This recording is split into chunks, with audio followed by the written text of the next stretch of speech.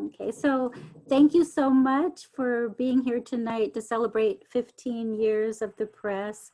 It's really nice to see all of you here. And I'm excited about the two readers we have tonight, Denise and Elizabeth. Roberto cannot be here tonight, so I'm really sad about that, but he'll be rescheduled for later in the fall. So I would like to talk a little bit about Červená Barva Press before we hear the readers. And I can't believe it's 15 years. And the reason I started the press was to publish work that's unique, powerful, and has a voice of its own. And the press is very, very active. We have a regular reading series, poetry and translation roundtables, a poetry and artist series, pastry with poets, workshops, the Lost Bookshelf, and Read America Read. And for the last 7.5 years, we've been at the Armory. We're closed, of course, and I don't see us opening for quite a while, but the bookstore is online, the Lost Bookshelf, so I hope you will check it out. And so our first reader is Denise Bergman, and we published her book, The Telling, in 2014, and this is it.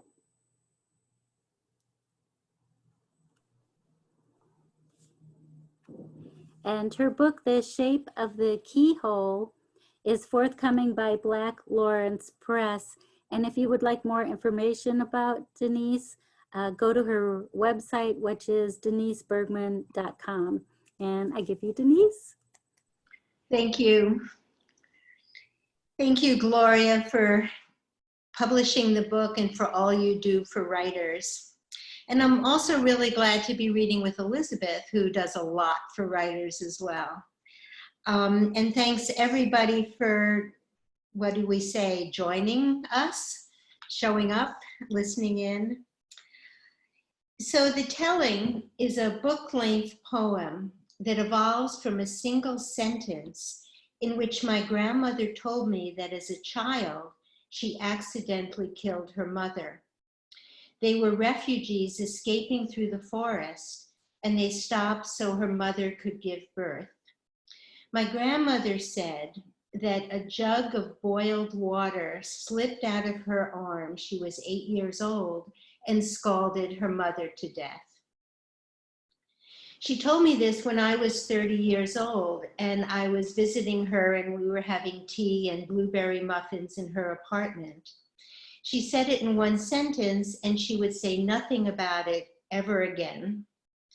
And she also, it seemed, had told no other family members or no one who was living at the time. The book takes place in both the forest and the kitchen. In the forest, the girl, I'm imagining my grandmother's memory, is stuck in a timeless pause.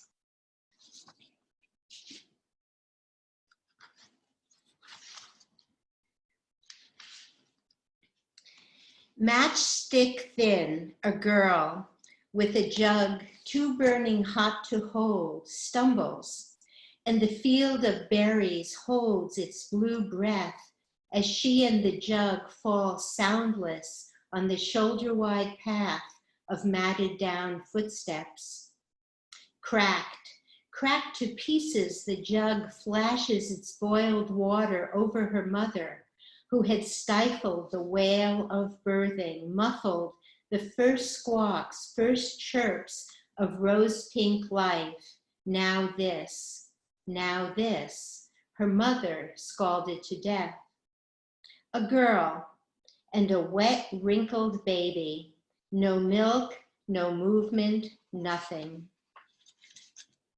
That was the telling, my grandmother fleeing, a sepia memory, mildewed perhaps or not.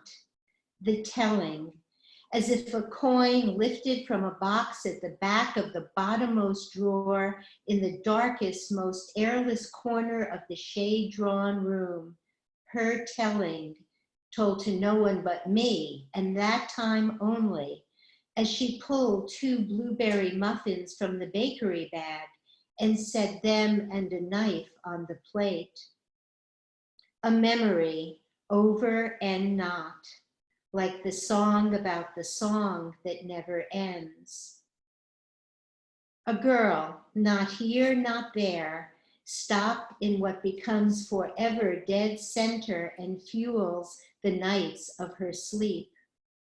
Had I known, I could have told her, no one dies from a jug of boiled water.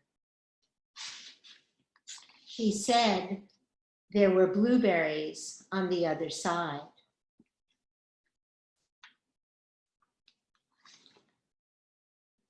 All that is possibility, tentative, testing its strength, its failure. All that is found in an airborne seed landed lightly on a busy forest floor. Oh, so lightly, or on a narrow dirt road, empty of human clutter.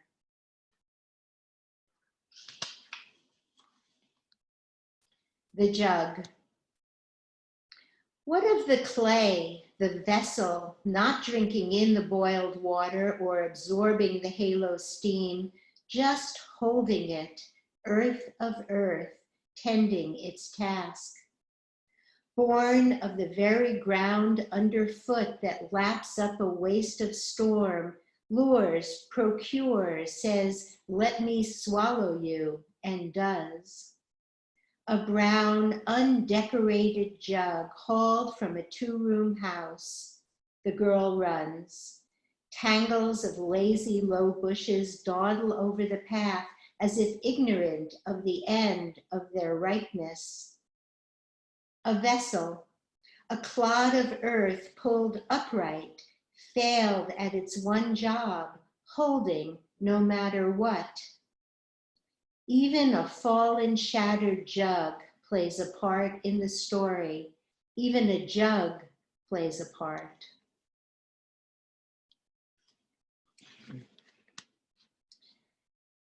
This big, this long, the piece of day, piece of night, slim, but strangling the air. A bear hug piece of time, ticking, talking, birds stopped chirping, thunder stopped clapping, mice mute under burnt sienna fallen leaves.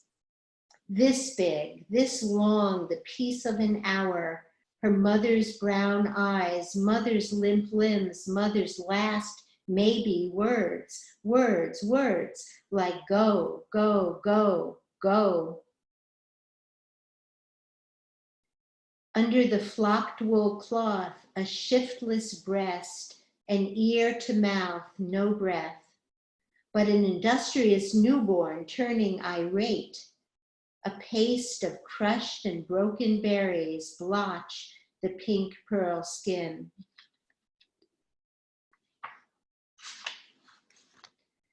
Out of nowhere, out of somewhere else, she said, blueberries on the other side. A pause, a place, a time petrified, a fossil. A place, a time where forever and dead center meet are the same. One time, and for that time only. And a hint is all, a few minutes long glimpse at the coin lifted from a box at the back of the drawer in the darkest, most airless corner, before my eyes grew accustomed to light. Then gone, the telling gone, muffin crumbs, hands swept into her palm, teacups topped off, blue fingertips licked or wiped on a paper towel.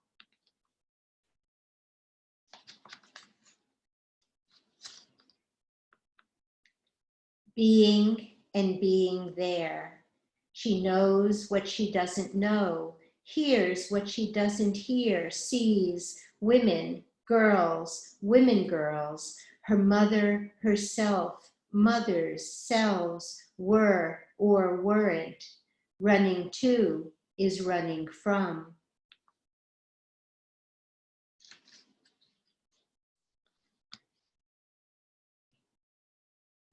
Until her closed eyes let in the tufted light, until the jug slips, falls, splits the air again, is before. Until light pries her lids open, is before. Sleep sieves the ends of day, a dream of elsewhere, a dream of other sides. Each waking is a clay jug slipping from her hands, is her mother's eyes, is her face, her cry. Waking, a jug slipping, and in her mother's eyes, a mica mirror cracking.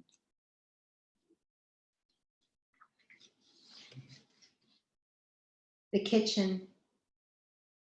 2 tea-filled cups and a lemon in a floured bowl. Muffins from the bakery bag's open mouth beside a knife on a plate. Blue stains her fingers, breaking a muffin in half. Blue fingerprints on the faceless verso coin, pulled from a place where memory is a crime and not remembering not a possibility.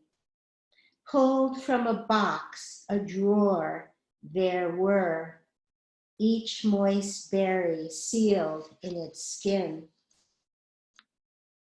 Her telling, told to no one but me.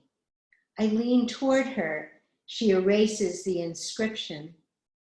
2 women, we eat both muffins one at a time and drain our cups of tea. I gather crumbs fallen on the floor, but she says, don't, and opens the window for air.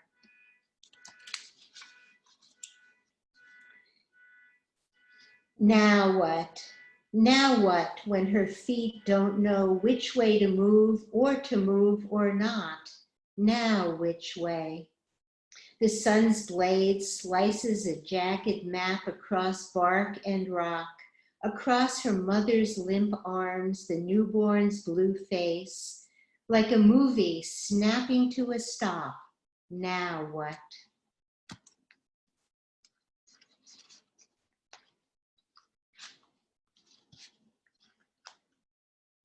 The coin of memory, a bas relief, rubbed and rubbed, image disappeared, image revealed. In her pocket, in her handbag, under a pillow or cushion, on the sink beside the soap, in the bottom of the box, in the back of the drawer, below her underwear or between her breasts, thin metal, a delicate recarving. Too deep and the coin will crack. Too shallow, the image will fall off.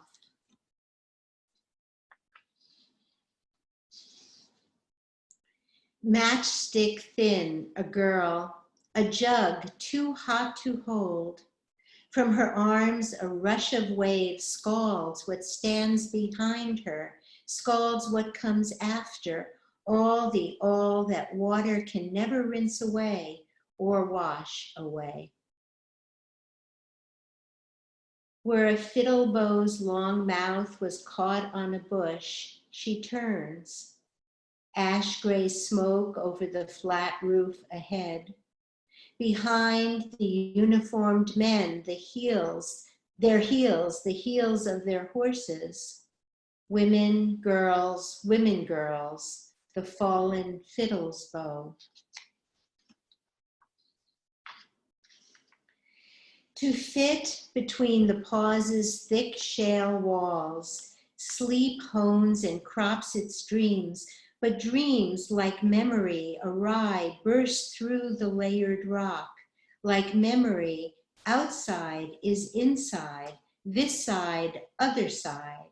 Sleep and dream, telling no one but me, and that time only. The street lamps, yellow light on muffins, on our plates, cups, crumbs, coin, this, that, other side. Rain, a jug, water into water. Possibility becomes sharp shards of clay on a seamless earth. says, take this for your album of broken lives. Clear, cloudless overhead, a dry dirt path, a girl crumbling into bitten ground. Rain or shine, a woman's eyes track a billow of steam over a blazing red sky. Thank you.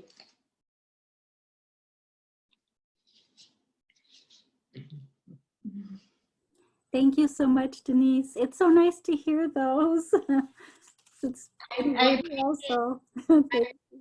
chance to read it again. Thank you, Gloria. So our next reader is Elizabeth Doran. She is a poet, painter, and makes beautiful jewelry. She was part of our Artists and Poets series, and she works at Gloria Poetry Bookshop. And some of you might have heard us talk earlier. You can get those books at bookshop.org right now. So I give you Elizabeth, who works very, very hard and tirelessly to support writers. So I give you Elizabeth.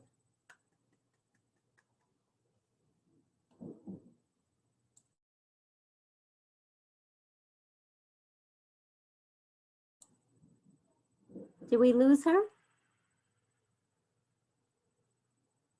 Oh, Elizabeth, unmute yourself. Okay. Okay. Okay. Now can you hear me? Yes. Okay. Okay, sorry. Thank you, Gloria, for all you do for writers and all you've done for me personally. And Denise, thank you so much for that beautiful reading. It was good to hear you. I'm going to start off with an older poem, and then I'm going to read some new poems. This poem is untitled, but I wrote it after reading Jory Graham. I have come to the shrine to see the saints. The light here is yellow. As a child, I wanted Christ more than anything else. I have a human heart. I prayed for forgiveness for sins I could not understand. I knew that I had committed a sin to be here. There were black marks on my soul. I was afraid of the thousands and thousands of things in the world.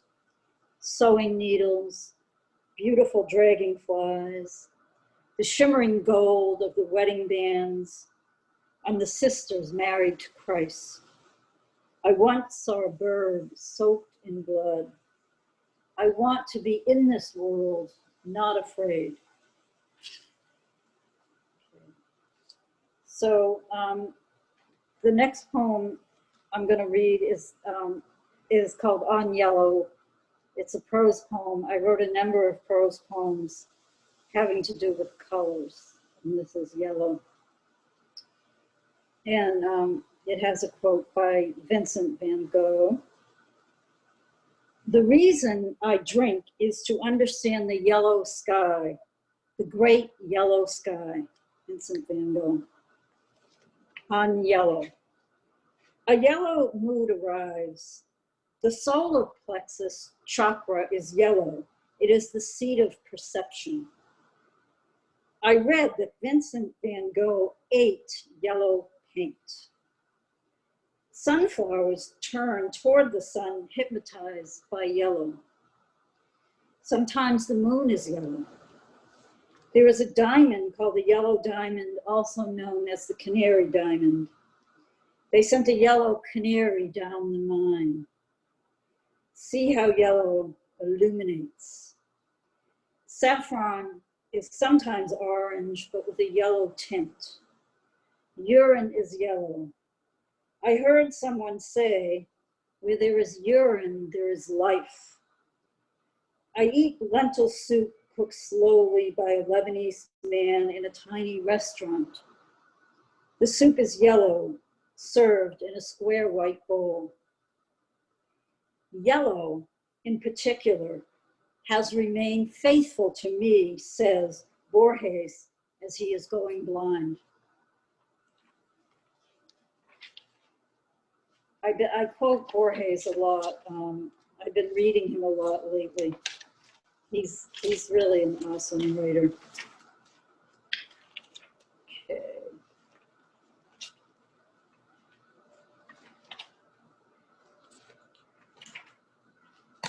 So this is a poem that I wrote the other day. Movement. In a moment, the sky grew dark. A summer evening in the year of COVID. The rain now falling in sheets. Leaves swaying with the wind. Faint roar of thunder. Gentle noise of rain falling on treetops. The sun setting behind the tall buildings. Mind drifting to a cafe in Budapest known only through a novel. Dreaming of cake, layered, mocha frosting, coffee with cream and cardamom served in white cups, faded red velvet couches. Thunder now making itself known. Wind blows the rose incense off the windowsill.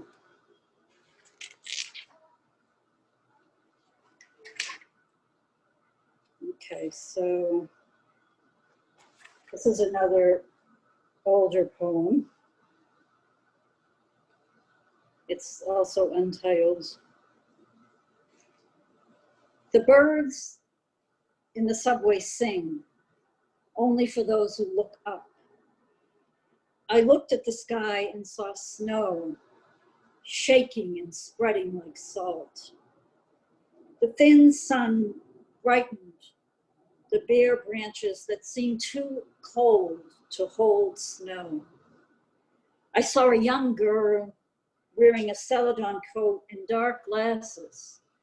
I told her to look up, see the birds under the roof of the subway. She was blind to me and blind to the birds. I said, listen, they sing, they sing. She looked at the ground, littered with dirty snow. I wanted to touch the sleeve of her coat and say, look up. She shuffled along, looking down.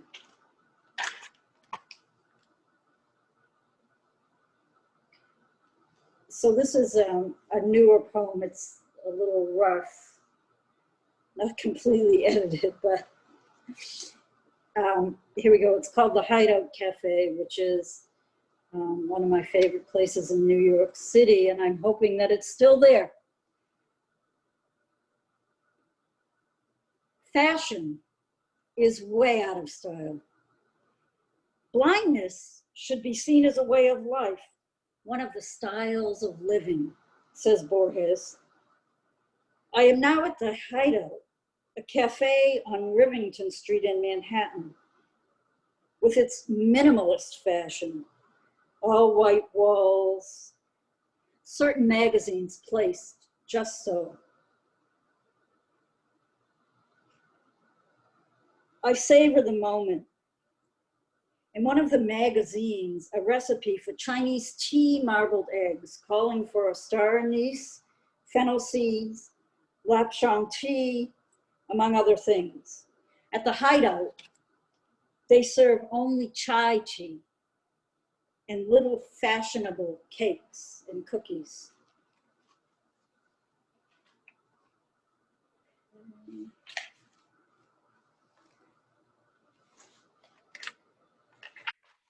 So I think I'll read this poem.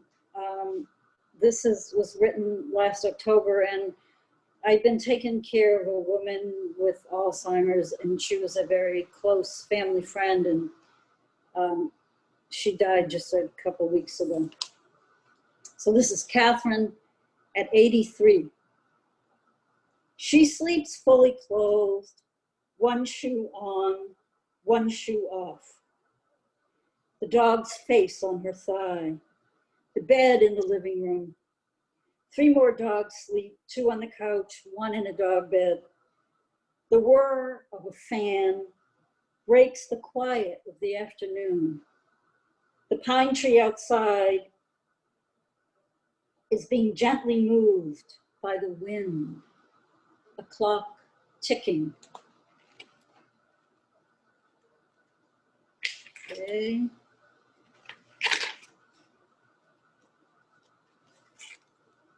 And just a couple of more poems. Let's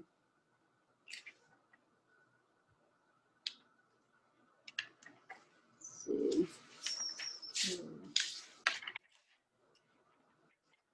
This is called, this is an older poem as well. And then I'm going to end with a longer poem. So this is just a short poem called The Year of Snow. We met in the snow, and it was during a snowstorm that I knew.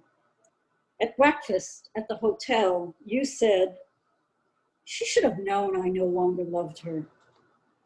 The snow fell and fell, and I put the newspaper down.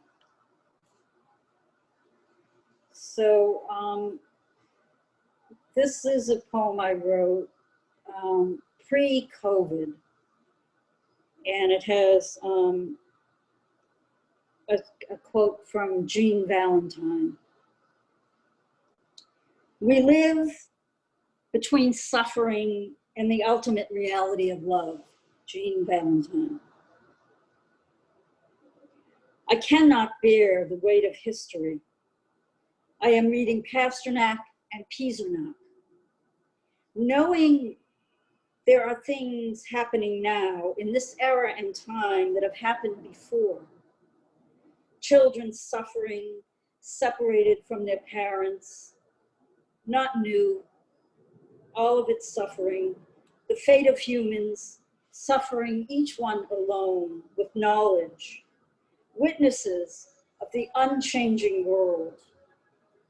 I sometimes can feel a strange peace, even with the knowledge of suffering, much of which is caused by the mind. Peace is possible to the degree you can love. Love the world as it is. It is. We cannot stay here among the flowers and the old trees, among the birds and the forests, the skyscrapers of New York. We live, we breathe, we write, we witness, we tell stories, we consume things or are consumed by them. We light or fight fires. We remember, we forget, we smell perfume. We may dance or gaze at the stars or pet the long face of a horse standing in a pen in the early evening in August, but we know we cannot stay here. So thank you very much.